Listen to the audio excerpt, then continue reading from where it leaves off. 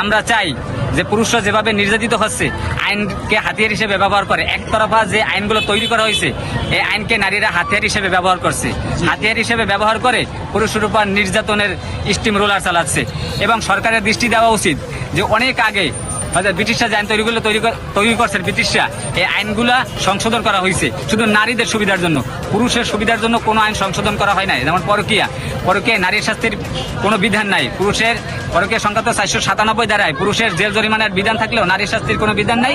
অনেকে মনে করেন নারীদের প্রলোভন প্ররোচনা দেওয়া হয়, এই প্রলোভন প্ররোচনার অজুহাত তুলে পুরুষের উপর নারী অপরাধ চাপিয়ে দেওয়া হয়েছে। অথচ বিশ্বের বিভিন্ন দেশে পরকীয়ায় নারীর শাস্তি রয়েছে, পুরুষের শাস্তি রয়েছে। আবার যেসব রাষ্ট্রে পরকীয়ায় নারীদের অপরাধকে বৈধতা দিয়েছে তা নারী পুরুষ উভয়ের জন্যই সমান।